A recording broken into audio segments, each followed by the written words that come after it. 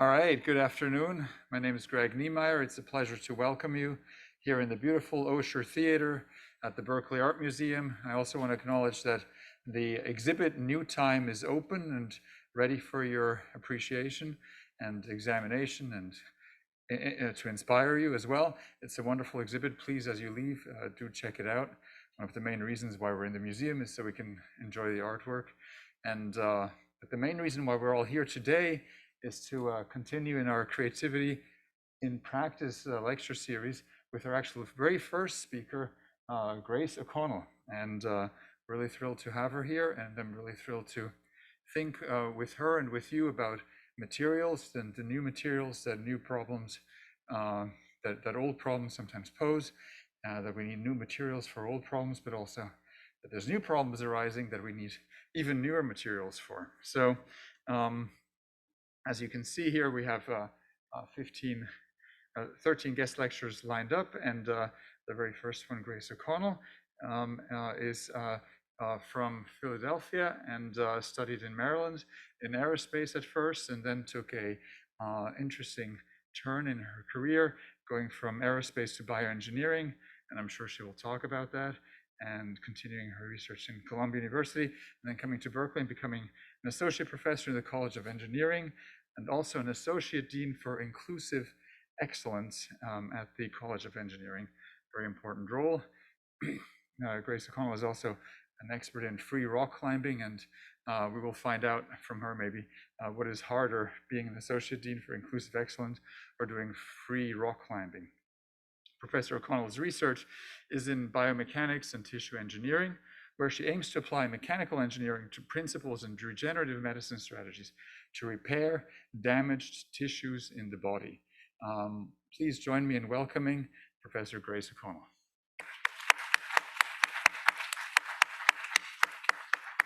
Okay, so we can stop out of that. Good? You good already? All right, thank you. I'm going to grab this here.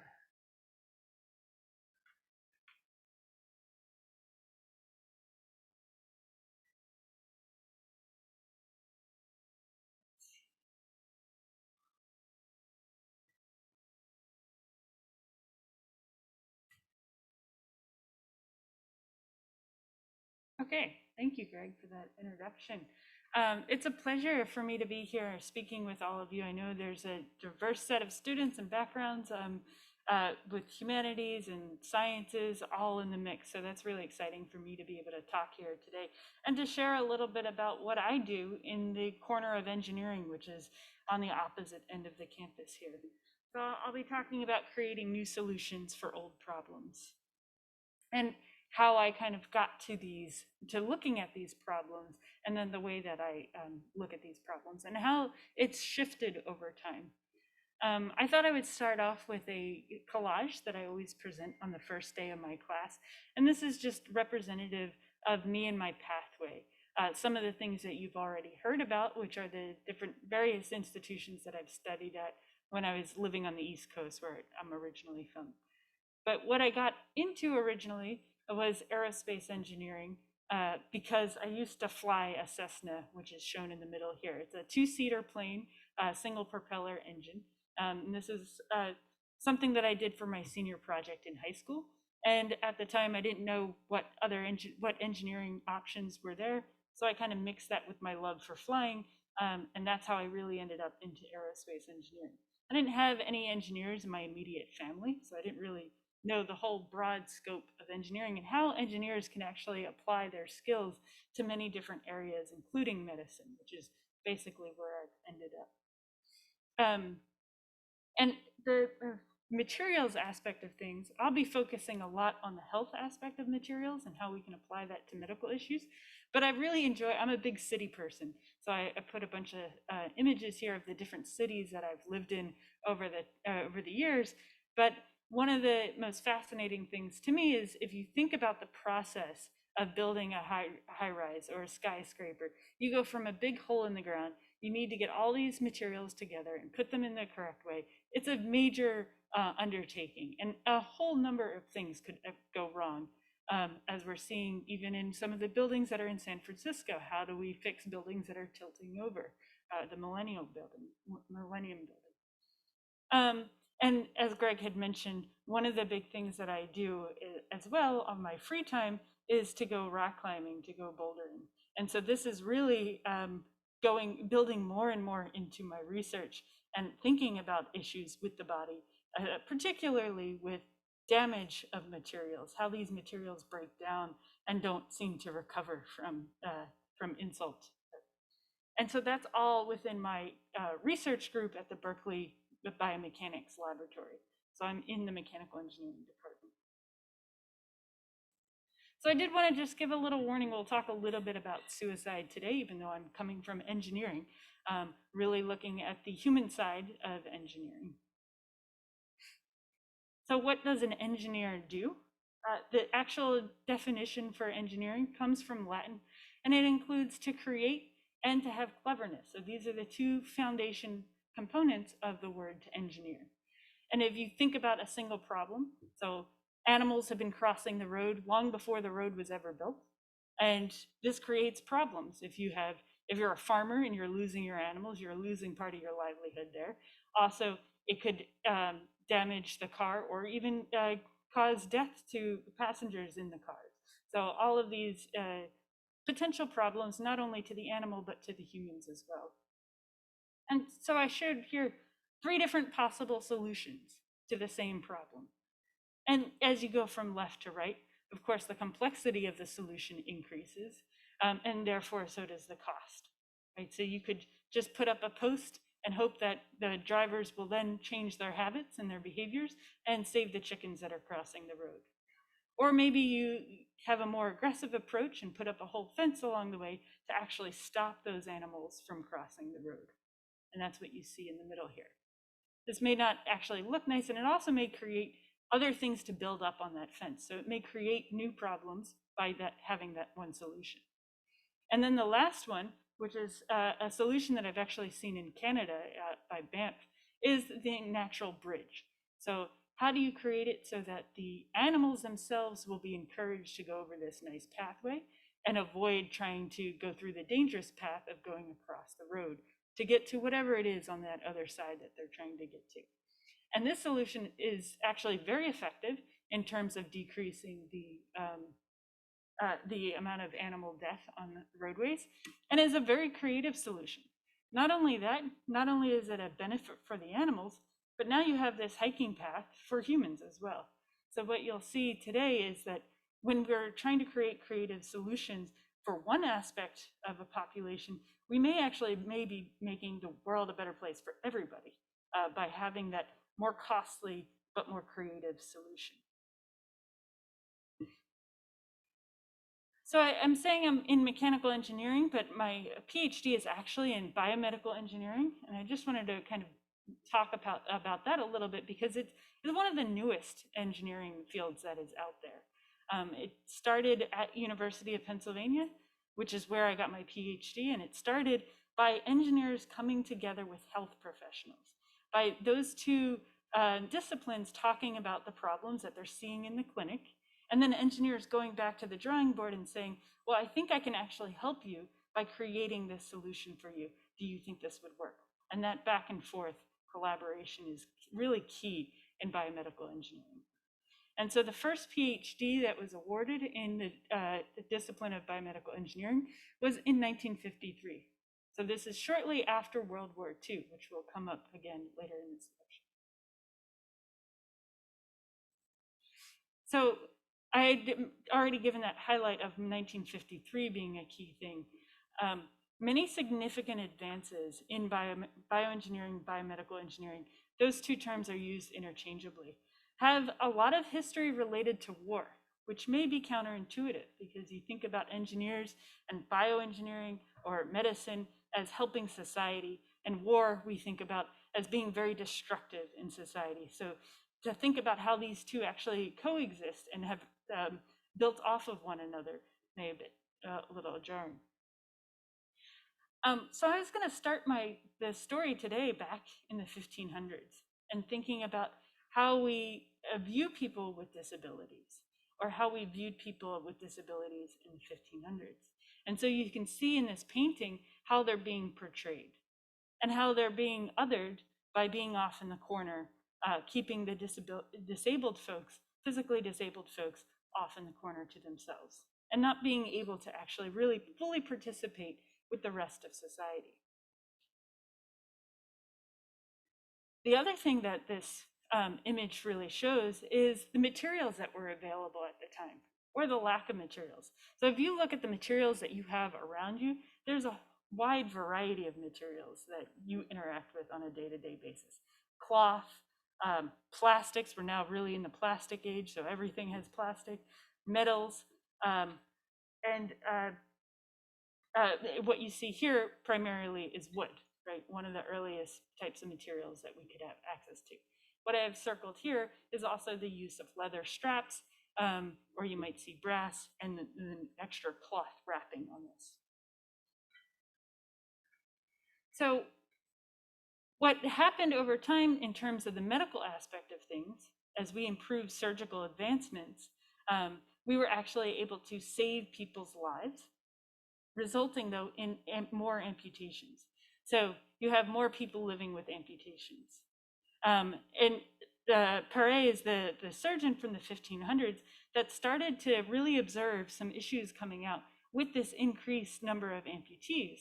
He saw that his patients were actually taking their own life. They chose to take their own life rather than live with a deformity, than a physical deformity.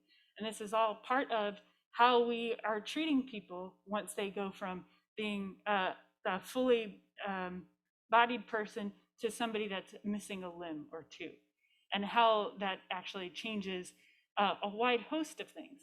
It can change their perceived value and their perceived worth. Not that it actually changes their true value and their true worth, but their perceived value.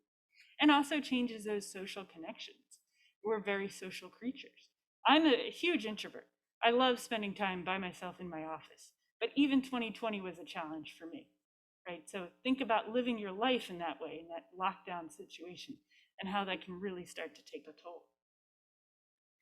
So with this, he applied essentially a human-centered design approach. And this is actually a term that engineers have only really been talking about since the 1970s. So he looked at how the situation was affecting his patients and said, okay, I'm going to try to create a better solution than just the wooden peg leg that has no functionality to it. So if I allow my patients to be able to move around a little bit more like non-amputees, maybe they will feel a bit better in terms of their self-worth and not have a higher risk of suicide. So this is actually one of the designs that he created for the lower limb. There's all different types of prosthetics that you could imagine. And his big contribution was the locking knee with a harness. The harness is the material that's used to connect the prosthetic limb to the body. And this needs to be a soft material because you're interfacing with skin to material contact. And there's a lot of things that have to go into this consideration. At that time, the only real resources available is cloth, and that can add a lot of friction, which can be very abrasive to the skin. So if you think about when you're walking, each step that you take will start to slide against the skin and start to rub. And so you won't actually want to wear it for a very extended period of time. The other thing to keep in mind is how complex our bodies are.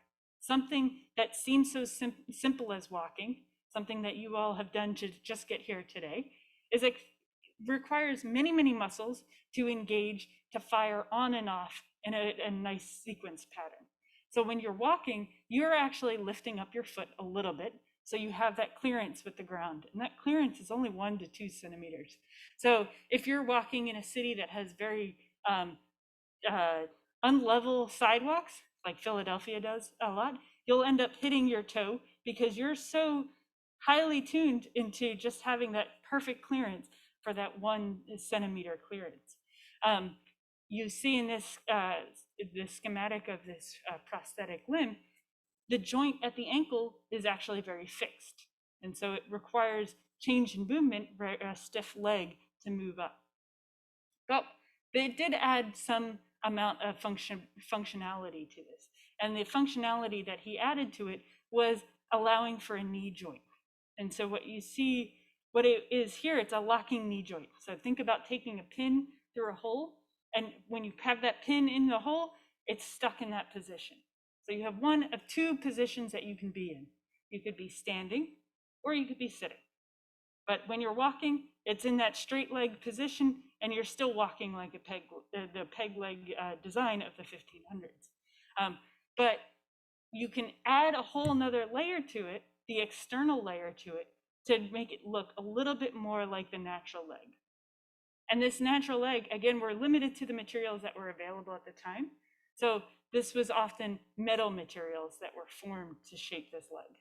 So maybe you don't notice it right off the bat, but you would notice pretty quickly that this is somebody with an amputated leg, particularly with their gait, the way they're walking, and once you look at the material of it as well.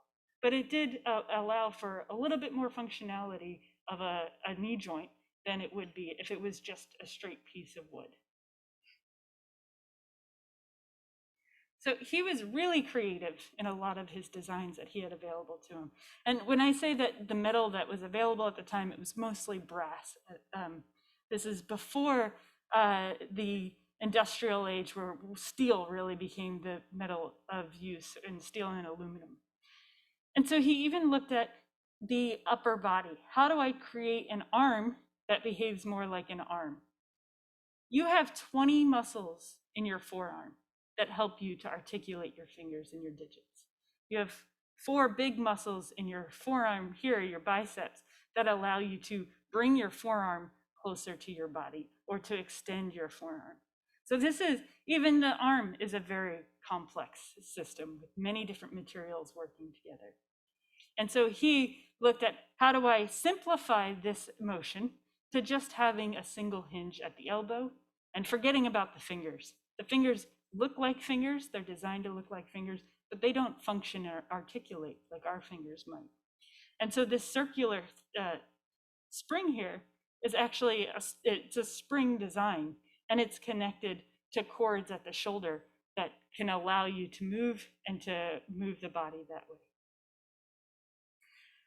Some of the earlier designs, this is actually showing what the brass limb might look like and how you need to use other materials to strap your prosthetic limb onto your native limb. Here, you're actually using pressure, just pulling down on the leather straps and thinking about, if you were to apply pressure for a very long time, how long would you want to wear that limb before you start to get irritations from your skin or from the remaining limb? And then the last one I wanted to show is just how he really started to think about replicating the anatomy. So in your hand, you have what are essentially ropes and wires. These are your tendons. They go all the way down to your muscle that's in your forearm. And it's your muscle in your forearm that actually pulls and contracts, and it causes your fingers to close.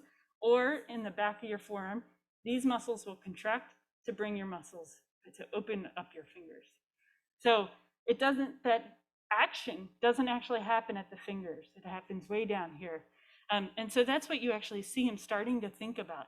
How can I replicate that finger motion? And this is not something that he was able to do in his lifetime. And it's something that we're still struggling with today, because trying to replicate all of the complexity that we have naturally built into us makes for a very heavy design. And as these things get heavier, again, the user is less likely to use it because that weight onto the limb. Because all of these devices are relatively heavy, and partly because of the materials that we have to select from. Back then, when it was only metal materials, metals are extremely heavy and dense materials. So that was the 1500s, limited by a lot of our material selections, and was seeing how people with disabilities were viewed in society. So now let's fast forward 100 years. Certainly things have changed, right? From 1500s to 1900s and to now.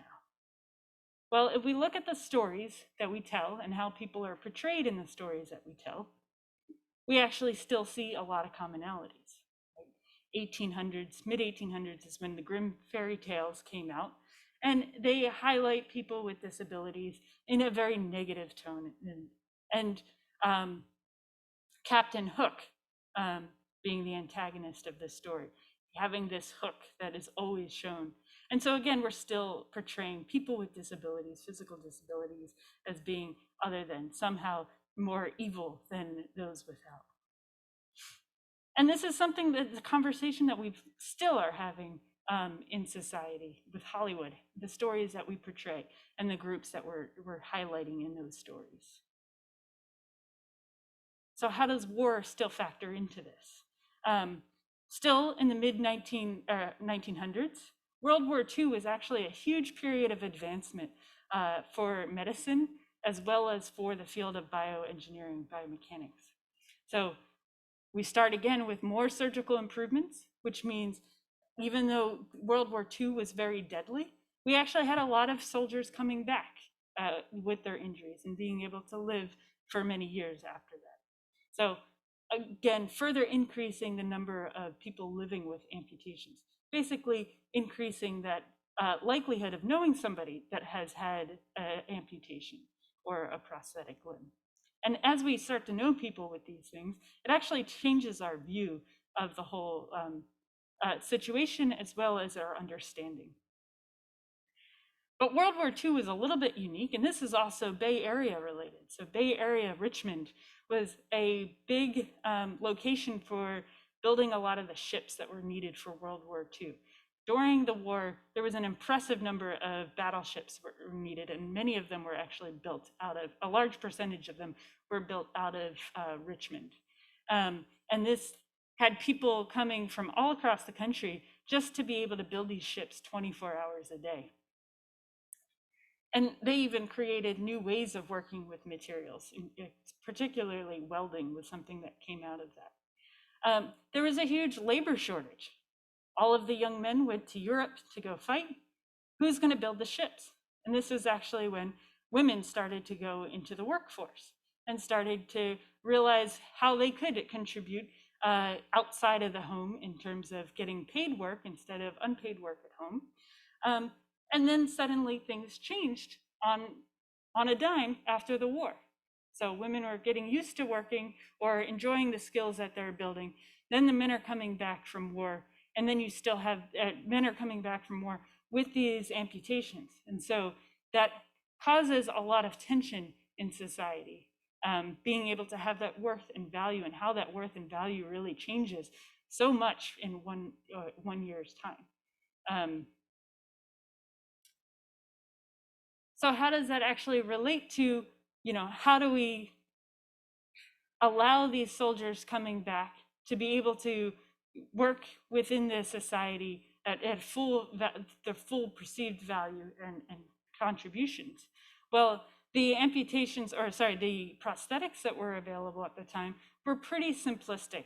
And now, from 1940s on, or early 1900s, I should say, there was a huge growth in the types of materials that were available, a lot in terms of the plastics and the chemicals that were available. And really, these chemical companies started to shift their focus into looking at making plastics specifically for biomedical applications, for medical applications, because there's a lot of different things that you have to think about. The plastic that you might have for a child playpen doesn't have to worry about things like biocompatibility. Like if you have a plastic that will be touching the skin for a very extended period of time, will it interact with the skin? Will it cause a negative reaction? Or if you're putting that plastic into the body, how long can it last in the body before the body takes over and tries to break down that material? So with new materials, we can actually go back to our old problems and say, can we come up with a new creative solution? Can we create something that isn't just a hinge, a simple hinge, but actually behaves a lot more like the native hand that we're used to? So this moves us to body-powered prosthetics. And what you see here is the hand that looks a lot like a hand. And because with plastics, we can actually change the color. You can even change the color to match the skin color of the patient, which is, in some cultures, that's a very important thing. they won't even care about the functionality of the device as much as how well does it look like the skin tone. And that's different from the US. So it really depends on the culture and the environment that you're in. But underneath that plastic coating, the mechanical function is somewhat similar to Captain Hook, right? It still has this hook design, but you're no longer seeing that. It looks a lot more like a hand. So even though the pinchers act like a limited hand function, it really changes how we interact with that hand and how people with the hand or the people seeing the hand also interact with it. So as an engineer, we typically get stuck on just the functionality of it. So we would be thinking, oh, that's fine with just the claw grip to it, the metal component.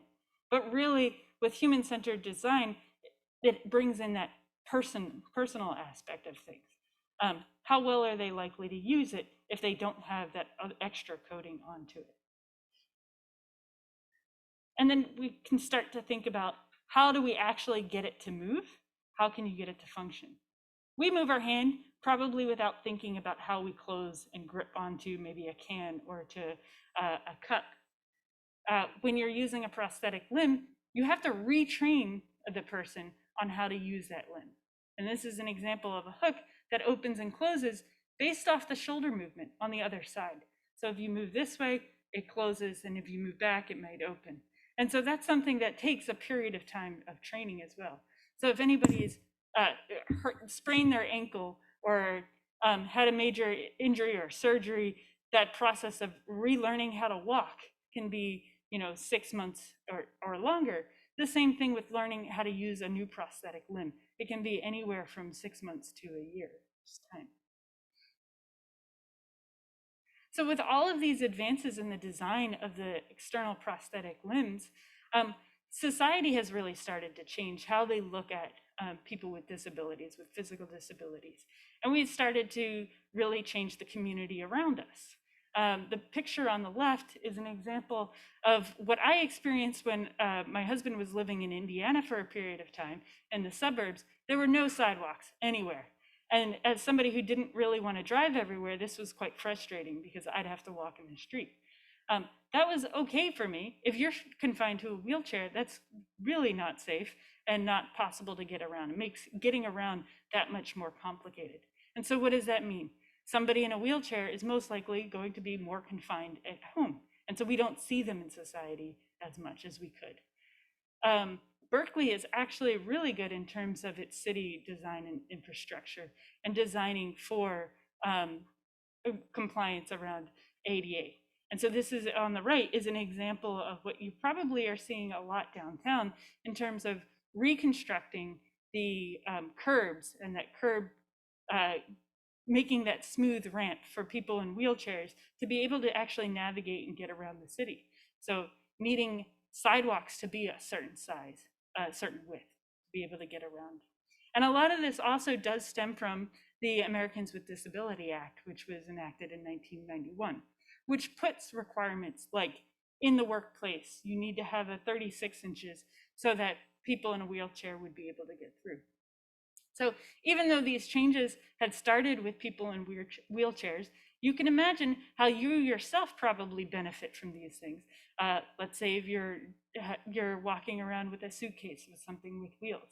So it's kind of like that, that natural bridge for animals. Now we're all really benefiting from these changes that were started to create because of looking at a small segment of the population, how to make the world more accessible for them with the materials that we have available. So this has really largely been about, external disabilities, amputees. And this is how I get the students in my classroom. I teach a class called Designing for the Human Body. But this is actually not where most of the disabilities exist in our society. Most of my research is in osteoarthritis. Osteoarthritis is typically considered an aging disease, but it's also the leading cause of disabilities in Americans. And when I say disability, I mean being able to get around and do the things that you want to do. And this is something that as I mentioned, is an age-related thing. So it greatly impacts the elderly population, which is a huge segment of our population. And the two causes that I look at are cartilage degradation through osteoarthritis and back problems, the intervertebral disc. And so I have highlighted here how many, this is from 2009, so these numbers are larger now, but they are the top two causes. So who suffers from people with osteoarthritis? And the osteoarthritis, one thing to mention is it's a breakdown of the cartilage, and all of your joints have cartilage in them.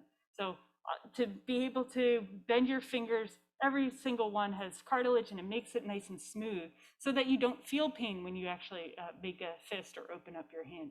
Same thing when walking, you have cartilage at your knee joints and at your hip joints, and it makes it nice and smooth so that the walking is a seamless process.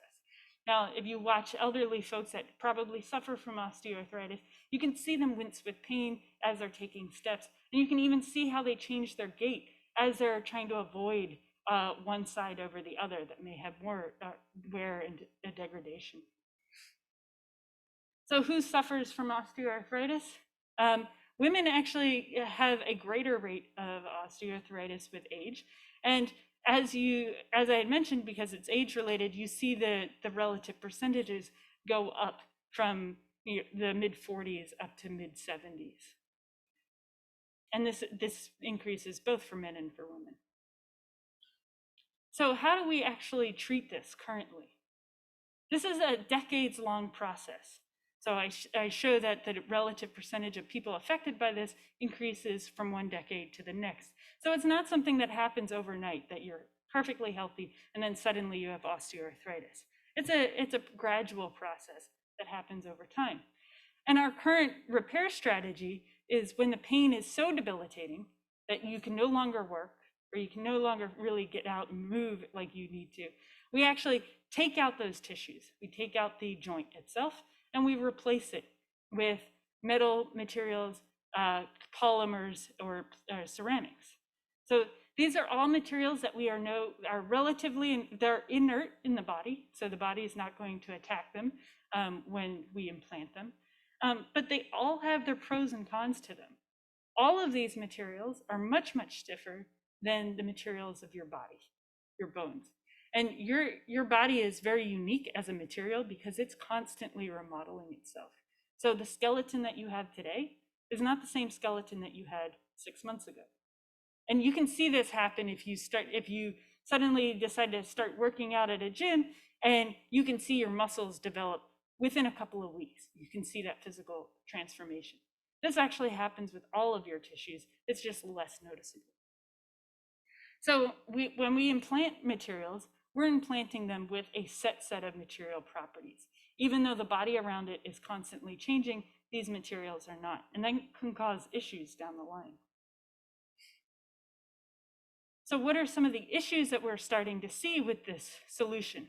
This solution, hip replacements, was one of the first ones that engineers created, where you take out the hip and replace it. This is an example of a hip replacement over here on the right.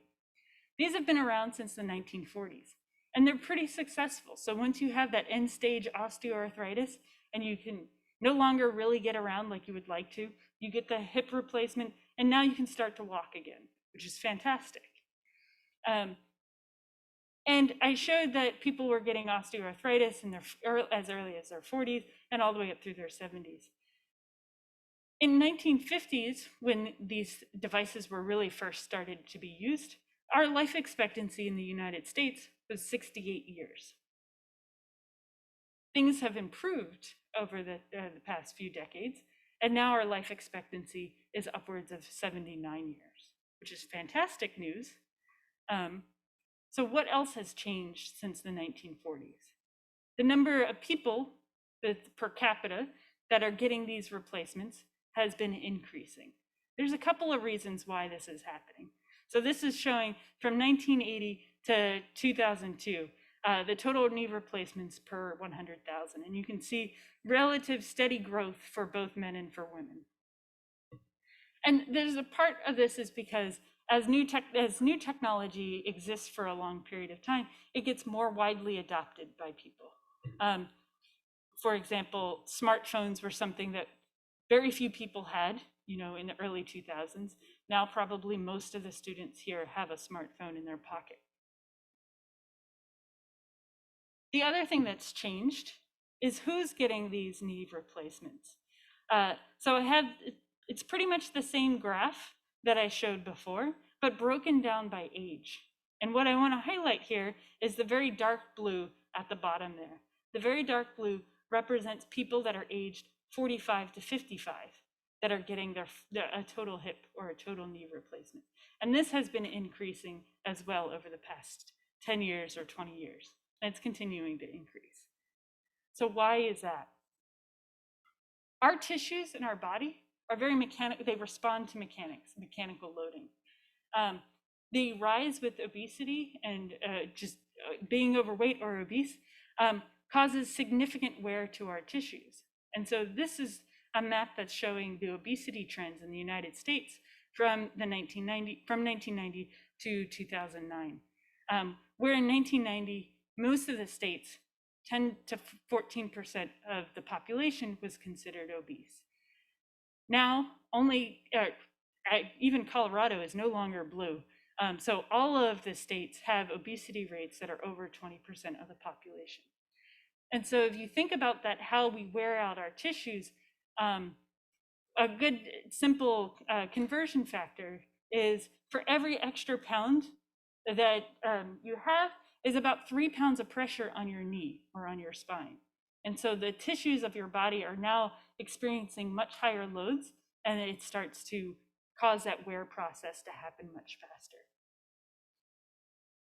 So if we go back to the original design for these total joint replacements, they were actually only designed to last 15 to 20 years in the body. Now that's perfectly fine if we're in the 1940s and the life expectancy is 68 and your patient gets the total hip or the total joint at the age of 60. The implant will outlive the patient in that case. If the patient is outliving the implant, which is a good thing, it causes new problems that we have to consider. And it's called a revision surgery. So what the surgeon has to do is go in there, take out the old material, and then implant new material. And that requires cutting out more of the natural bone that's there and needing to implant something that may extend further into the body. And so what you see here is an X-ray image, perhaps of a smaller surface type of material, and then some other type of implant that really needs to extend further in for that safety and security of the secondary implant. So these surgeries are very invasive surgeries. They're major surgeries. So having revision operations increasing over time is a big concern, a clinical concern, as well as a new engineering problem that we could look at to solve. And so I showed that women have osteoarthritis at higher rates, and you can actually see that outcome within terms of the surgery rates, that they're receiving more of these total hips and total knees. And if they're experiencing osteoarthritis at a younger age, they may be receiving their first implant at a younger age as well. So essentially, we need a completely new approach to addressing this problem that has been around for as long as we've been living for a very long time. So tissue engineering is an approach of trying to regrow tissue. So we start with what a healthy joint looks like. It's this nice shiny material, nice smooth material. And then as it degrades over time, it gets all of these humps and bumps throughout it. And so this is the little bumps there is what causes some of that pain as you're trying to slide across. And especially as that material completely wears through and you have bone on bone. So the idea behind tissue engineering is, can you take a softer material, can you put cells in it and have those cells to regrow tissue that looks like and acts like the native cartilage material? So in this work, we add cells and we think about the scaffold. The scaffold is that material, the house where the cells will live in the laboratory and then eventually in the body when we implant it. And then we have to think about the environment that we put the cells into. The environment that the cells are in when they're in your knee joint with osteoarthritis is a very harsh environment. It creates a lot of signals to the cells to tell the cells to degrade the tissue. So we use chondrocytes. These are just cartilage cells. And I have to acknowledge here how we even got to this point is from patients donating their cells, whether they know it or not. And a lot of the research from this comes from the 1950s as well. So the first cell line to be able to be cultured in the laboratory was from Henrietta Lacks. And she was a cancer patient, and it was her cancer cells that were considered immortalized because they kept dividing in the laboratory. And so we still use her cell lines, her cells today in our research. Or not just my research, but research across the nation and the globe. So then we put these cells inside of a house, if you will, and we call it an agarose hydrogel. So hydrogels are just gels that are primarily water. So if you wear contacts, that's a hydrogel. And they're inert, so they're very good in terms of biocompatibility. And agarose is actually made from algae. So taking the algae, grinding it down and turning it into a gel. It's a soft material. It's a lot like Jell-O. So imagine putting cells in your Jell-O at home and then putting it around a high sugar environment and seeing what the cells do. That's essentially what we do in the laboratory. But we have to balance things. So Jell-O is obviously much, much softer than the stiffness or how hard your cartilage is, your native tissue. We could make it stiffer, but if we make it stiffer, then the cells will get unhappy and they won't create new tissue. And we want the cells to actually create tissue. So in a counterintuitive approach, we actually make the material softer, and then the cells create that new tissue, the new cartilage, as long as we add the right environment to it.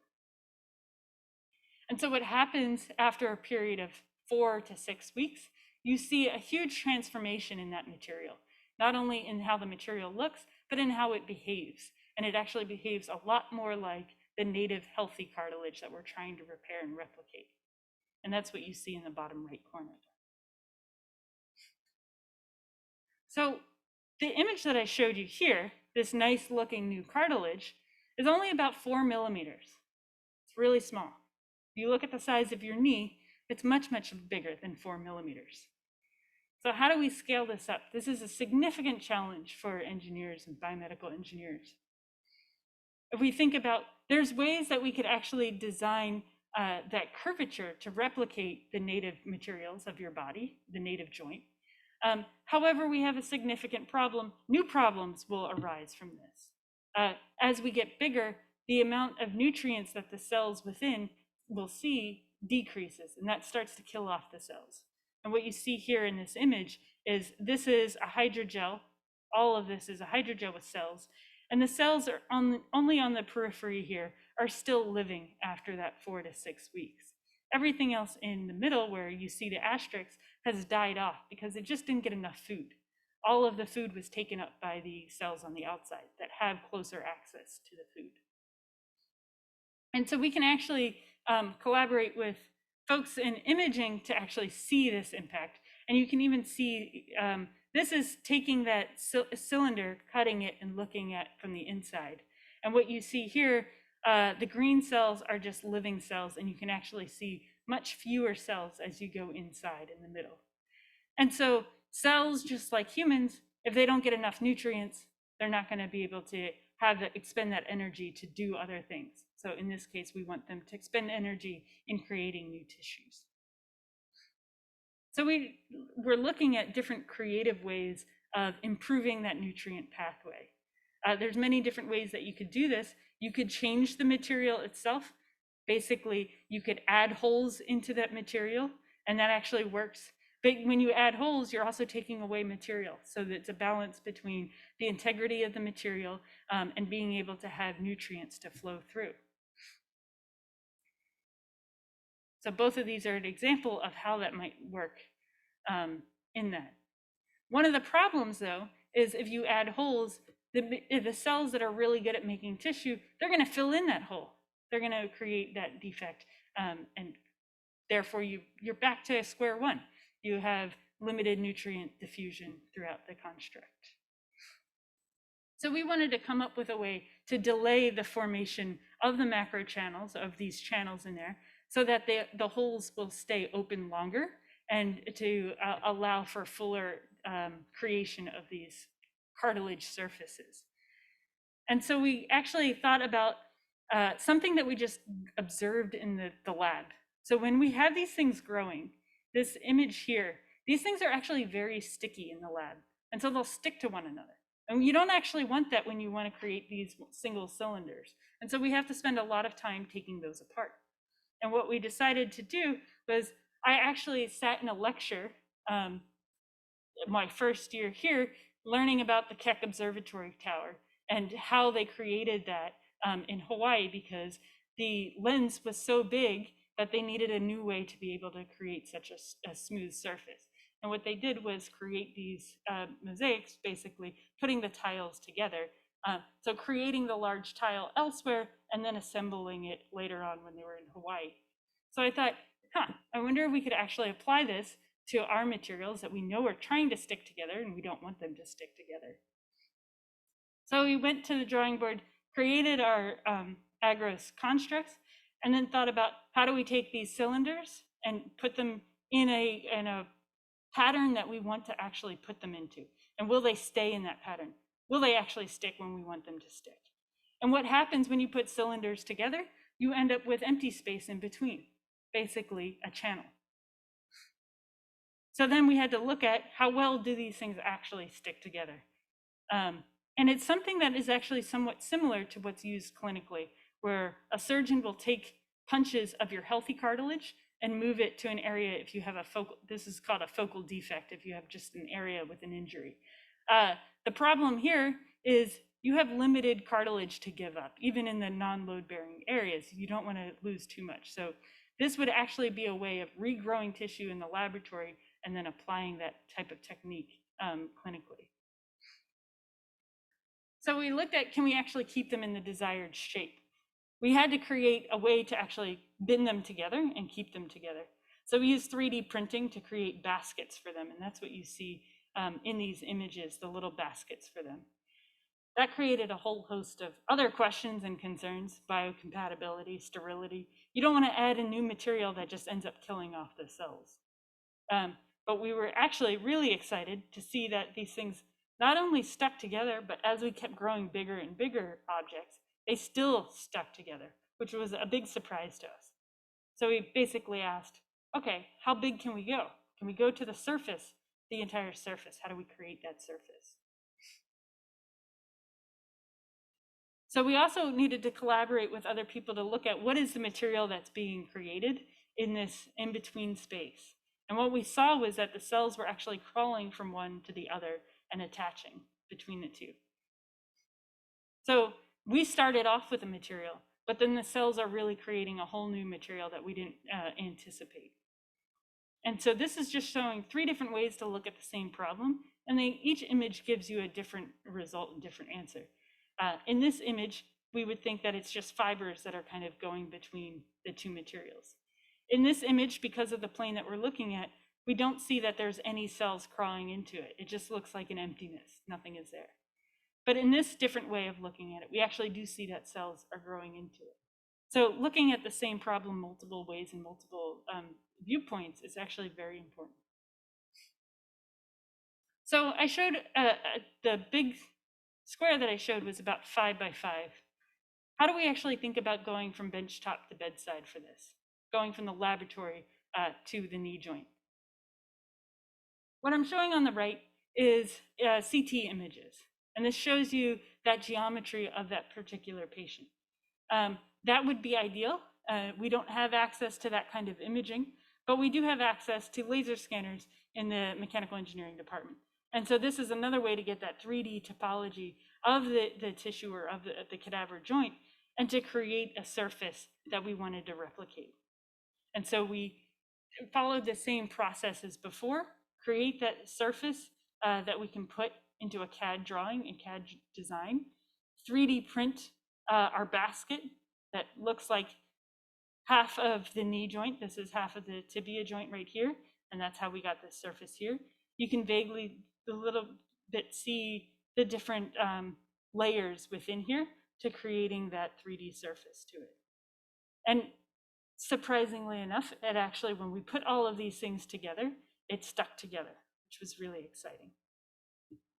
However, reality hit at this point. This took many years to even get to this point. But then the troubles with regular tissue engineering, because with this image, it looks like, okay, we're ready to go. Let's try implanting this new cartilage surface into a patient and see what happens, how long it will survive, and keep the patient going and doing active living.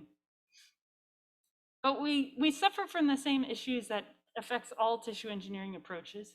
One, when you're getting cells from a patient, you're likely to get very few cells, and those cells are probably not going to be very happy cells because they've been exposed to a very harsh environment for years, if not decades. You could try to use other different types of cells to grow new tissue. Basically, the idea of being, take a cardiac tissue from the heart and tell it to grow cartilage, reprogram it. Those type of techniques have been very limited in their success. And not only that, the amount of cells that we need, the amount of materials, that environment we have to put it in, is extremely costly.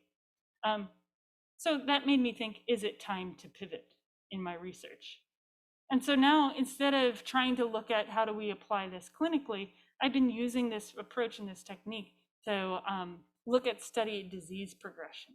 And we could look at it from many different aspects, because osteoarthritis, aging, the body, anything that the body does is a very complex system. The way that we live our lives from one individual to another varies so much from one person to the next. So trying to understand how osteoarthritis progresses on a population basis is very challenging. So we can use this as a way to simplify this pathway. And I can actually bring this back to looking at sex-based differences that we're seeing clinically. And more, I guess, in a selfish way, I'm also looking at how to repair these tissues in the body as I'm aging and experiencing more and more soft tissue damage as I rock climb. And so we can apply loads that we apply to our body. We can actually simulate these loads to these materials in the laboratory. So my summary on my take for tissue engineering is to reframe the problem from treating the symptoms, the end-stage disease, to addressing the problems earlier on. But that doesn't mean there aren't people that are trying to address these things still clinically. The type of approach that I just presented on, that we were working on, has been approved in 2016 for clinical use.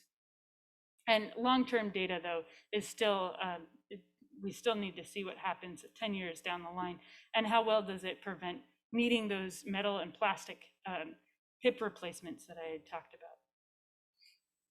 So I wanted to end with what really keeps me going, because this is a very complicated problem.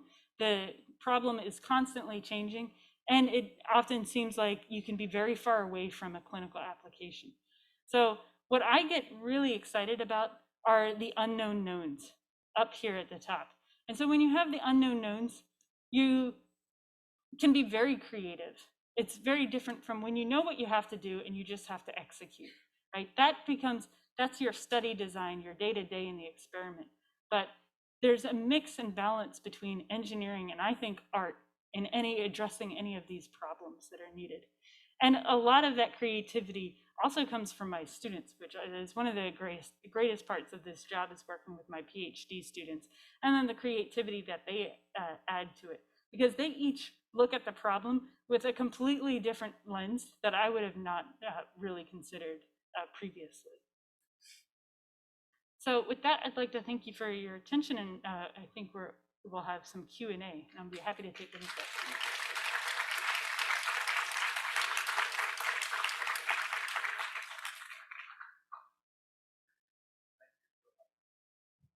So we have questions. Do you have a question to start with, or should I jump in?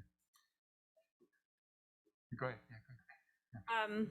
I just had a question. I really appreciated your presentation, and I had a question about just how much interface you have with actual like clients or the people who are needing these kinds of that are like needing replacements or having like actual medical issues, how much interface is there with those types of people in your work? That's a great question, and it's an important part of it. So I tend to talk more closely with the surgeons who talk to the patients.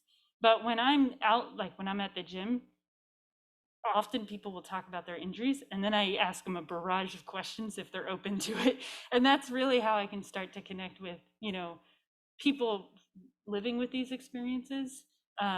And then they even share with me their experience of talking to the doctor and how that is a positive or negative experience.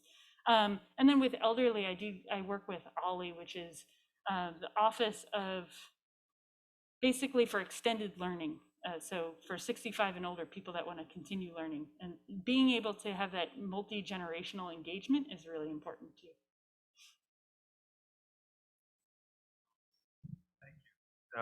I'm going to ask you a question as well.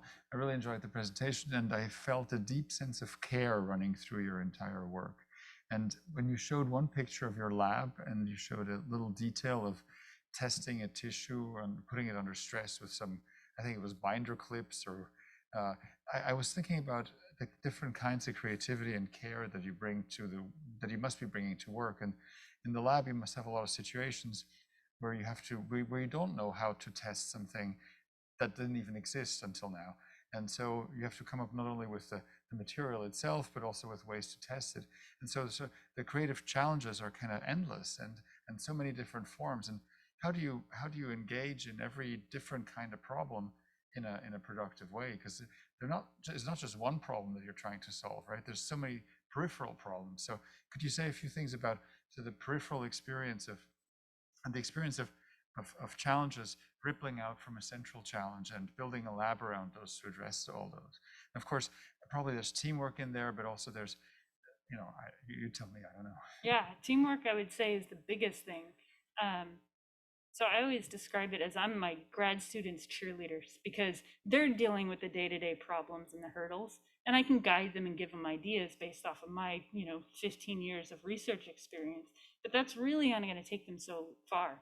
And most likely they're going to have to talk to a whole different host of people to get ideas and put all of those different ideas together and to see how that works. And I'm just, when they try 99 things that fail, how to keep them going to try one more thing. I was thinking about that too, because you said the growth process is 49 days. So you try something, it takes, basically 2 months for it to mature, and then often it doesn't turn out. And so you have another 2 months. And how do you keep that going? Like, there must be some powerful vision there. Yeah, that is, I think, one of the biggest things that will disappoint students is not only that if it doesn't grow after, 4 to 6 weeks, but I've had the case where infection is a big problem. You need to keep these things very sterile. The cells don't have an immune system like we have. So any little piece of bacteria that gets into that dish, or a piece of fungus that kind of floats in there, your whole study just dies. And so that's months of work. So it goes to that teamwork of trying to everybody working together to keep things as clean as possible and not bump into each other's way, in a sense, research wise. And just to encourage each other to keep going through it. Like, yeah, that happened to me too. It's not you. Yeah, that's a good thing to point out. They have no defenses, these poor cells. How did you keep that going during COVID? That was tough. We actually had to shut down our lab entirely. So we killed off a bunch of cells. So that was 6 months of research lost. Yeah. Well, with that, anybody else have any questions? Shanice, please go ahead. Hi, I have a question more about the process that was kind of bubbling in my head. So you talked about, I think specifically what happened is you were describing the experiment. You talked about pictures and looking at the different cells from different angles. And so my question is, how does it work like with the different disciplines? Because you have engineering, you have someone who has to like look at the images and stuff. And I don't know the different disciplines, but how do you guys work together? Does one person like learn multiple and apply it? Or are other people from different disciplines coming together for this research? No, that's a great question. Multiple people from different disciplines. So essentially what we do is we look at people's lab websites and we see what kind of techniques do they apply for their research, and then just email them, and hopefully they'll be willing to have a meeting to discuss and see if it could be something that would have synergy there. Being at Berkeley has been a huge benefit for that, not only just the amount of research that happens here on campus, but even UCSF, we collaborate with people at UCSF. The national labs, they have different equipments and expertise. So it's a really wonderful place in that respect. Thank you. Just follow up on the collaboration aspect. I don't think we really teach collaboration. You know, there's no department of collaborations or something.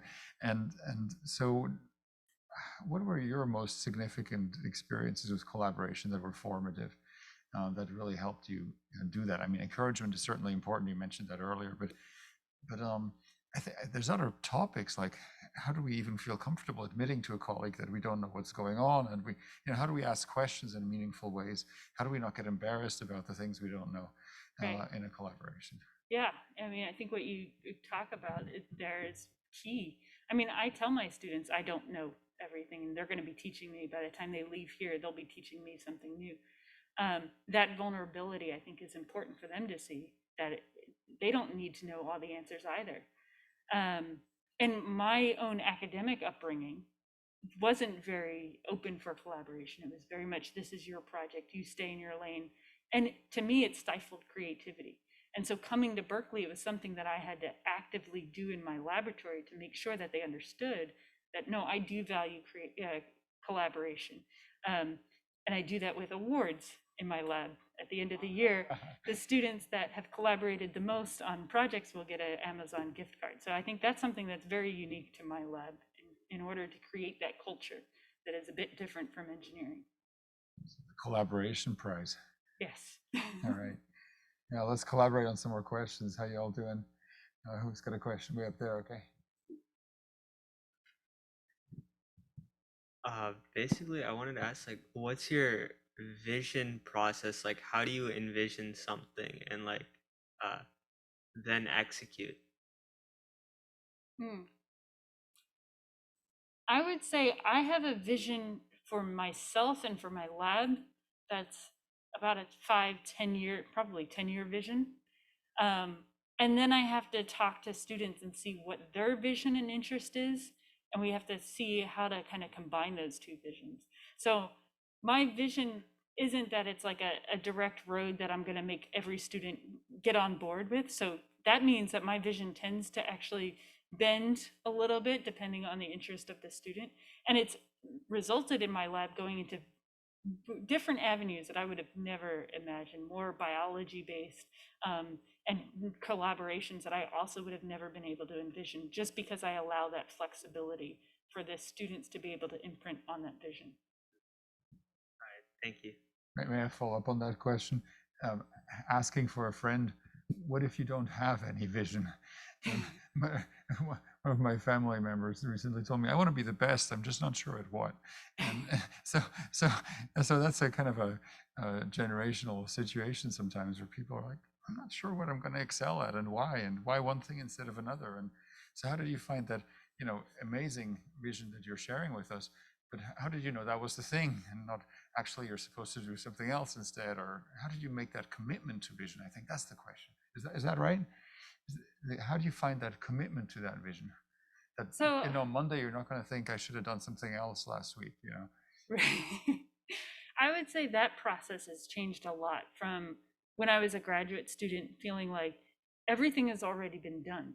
And then the longer you look at something and research it and see what has been done, you feel like nothing has been done in this field. People have been looking at this for years, but there's so much to do. What is that piece that I want to do? And in the last 4 years or so, I've been really looking at the differences on who we've done research on. And in the biomedical world, most of the clinical trials in the past have been for men. So the drugs that are approved by the FDA have been tested on men. And so that may mean it will actually work differently for women. And this has changed in recent years. Now the NIH, the National Institutes of Health, who provide funding for research, say you have to do research for men and women. So that really says 50% of the population, there's a lot of unanswered questions there. There are questions that have been answered, but on half the population. And so we may go back to those questions and be able to learn a lot more. And so that's where my vision has really started to form in terms of thinking about osteoarthritis, because we do see clinical differences in men versus women. But a lot of that data is based off of men. You also showed that more women are affected by arthritis than men, so there's an imbalance. The research has been done on the wrong half of the population. That's motivational, right? Yes. There's an element of indignation there. It's like, how could they do this? And I'm going to change it.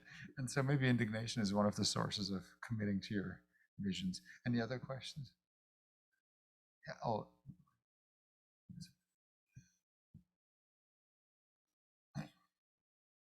There's got to be a word for the moment when you walk around with a microphone and everybody's waiting. So I have a question. What's the pace of the progress? Like, it looks like you have to take a lot of small steps. Like, every day you have to like wait for the cell to grow.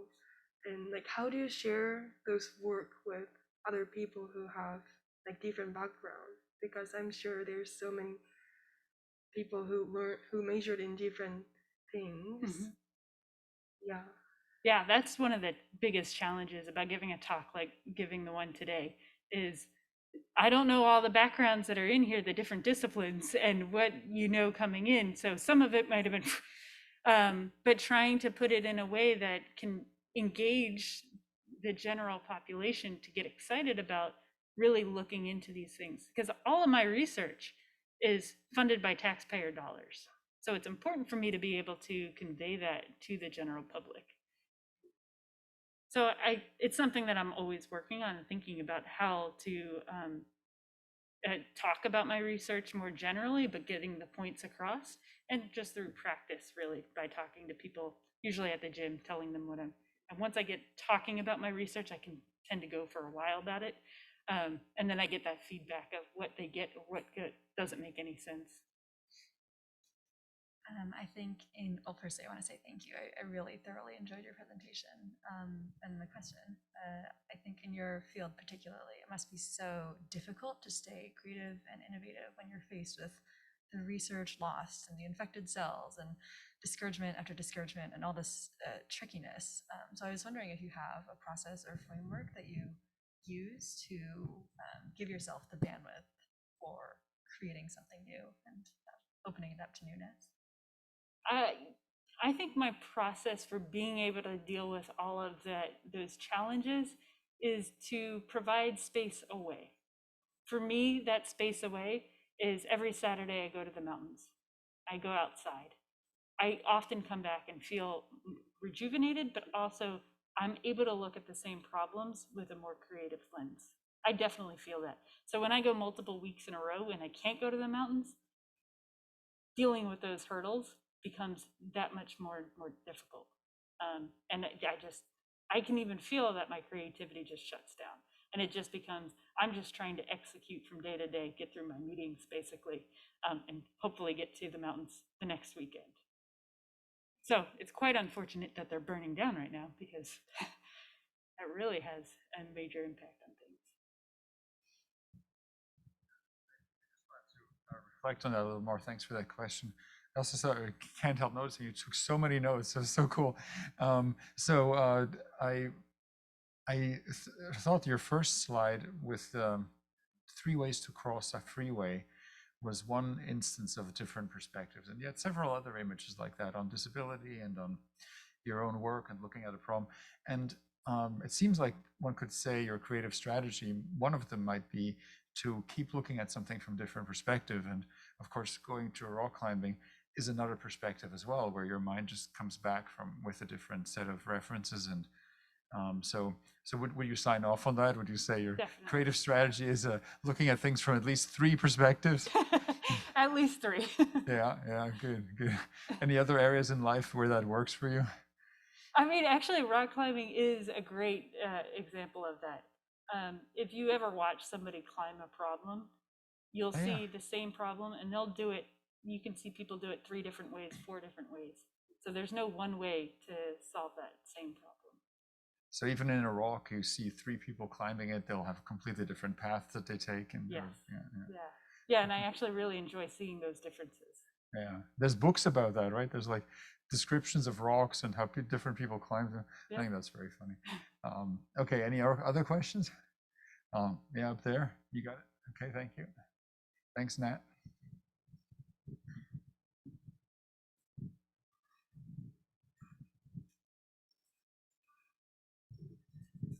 What inspired you to do your research in osteoarthritis? That just happened to be partly due to my education pathway. So I was in aerospace engineering. Around junior year, I thought this wasn't going to be a career path for me. There's multiple reasons why.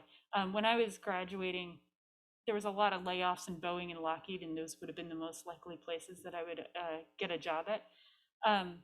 And I decided that I wanted to work somewhere that had a societal benefit, a clear societal benefit.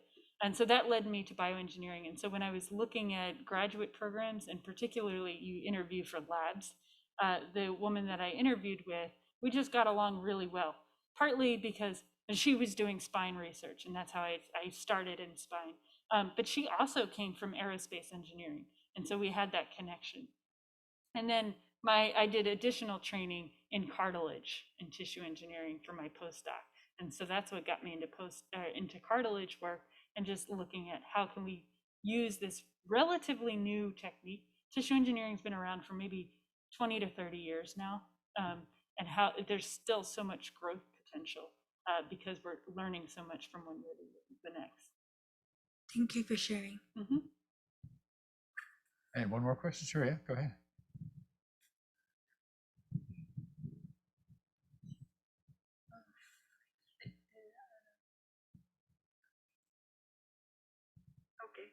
I wanted to ask how much of your research is based on, like, how much of your research is relied on computers? Because I know my sister does physics research, and it's like mostly based on like those computer skills. I would say there's some computer work in terms of analyzing the data. We collect a whole bunch of data, and that has to be analyzed. But we consider ourselves experimentalists, so more hands-on. So there's computational work, the computers, but it's not the primary thing. There is one student in my lab that does primarily computational modeling, so modeling the physical space and the mechanical behavior of these materials. But that's just one portion of the lab. Thank you. Mm-hmm. I was asking, I've noticed in your lecture, like in my head, a lot of STEM fields are very non-interdisciplinary, like very focused on the things that they do, but you had all this social and historical context, and you talk to people at the gym, and you try to get all these different experiences. Is that because, I don't know if that's just because you were presenting to an art class, but is that something that's present in your lab? Is that new in the field? Like, how does that affect your day-to-day work? That's the fantastic question, because to me, these disciplines really I think are part of the problem into being able to create really creative solutions, because we get stuck in our silos and we think we have to be in that space. I think the biggest leaps that we see are when people cross from one area to the other, and you see this interdisciplinary collaboration. That's something that is big in my lab. So the undergrads that work in my lab come from inside of engineering, outside of engineering, LNS, all over the place. Because again, they're bringing that fourth perspective to the problem, and maybe they're bringing up something that we never thought of or didn't think of, because we're coming at it from our engineering lens.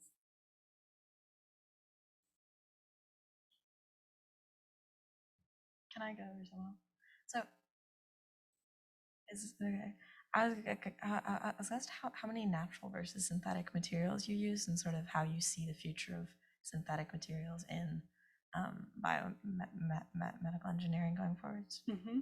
I think there's a huge potential for natural materials. So even the agros that we use, it's based off of algae, so it's a natural material. And I think there's a whole field in terms of material science engineering looking at biomimicry. So looking at, seashells, how do we replicate those materials for applications in the body? And we're basically just scratching the surface on that material development. So I think, the explosion of plastics that we saw in the 40s and 50s, we'll probably see an explosion of new natural-based materials, especially as people, not even in the biomedical field, but more broadly speaking, have an interest in the way we use materials for everything and the longevity of these materials. We have plastic all over the place in the Pacific Ocean. So if those materials were plastic-based but degraded faster, I think that's where a lot of the growth will come out with materials. That's great. Can I ask you one more silly question? Because we also have these questions that we said we wish we asked on the way home, and then we're like, why didn't I ask that? So do I need to be a donor to my own tissue culture, or can I use some other cells to generate my new tissues? How does that work out? It can work both ways. And do we get into the issue of stem cells as well? So we can use adult stem cells, and that adult stem cells would be coming from like your bone marrow. So that's a secondary site. Or we could take your own cells from the cartilage and try to reprogram those cartilage cells to grow new cells. That's the ideal way, is to have one surgical site and use your cells, because we know that your body is not going to reject your cells. If we use cadaver tissue, so donor cells, we want to make sure that there's not going to be an immune response from the host. Or I guess from the patient, I should say. Yeah. I had a question about I really enjoyed your example of like the mosaic tile of the telescope, and I guess I'm wondering like how often, what like the case study or the precedent or like has to do with your work. Like, do you look at historical precedents? Do you look at architecture? Do you look at things that might inspire or change your work? Not as much as I should, because I do think it would inspire me a lot more. That experience, I remember walking back to my office and thinking, this is such a silly idea, but I'll go with it and we'll see what happens. And it actually, just kept working and working. So that was fantastic. So, being able to get outside of my comfort zone, go to a completely different lecture just to sit and listen, to experience something new. And again, that's something that's really wonderful about being in an environment like Berkeley, where there's so many different disciplines, that you could just hop in and listen to something very off your usual beaten path. Well, any more questions, or should we wrap up here? I think this is a good place to stop. There's a saying that says that the blessed are those who plant a tree under whose shadow they will never stand. And so you certainly are among those, because you make this wonderful work that is not going to bear fruit for many years to come. So I agree with you, and I'm sure you all agree that this was a very special lecture, and we really enjoyed it. And thank you so much for coming.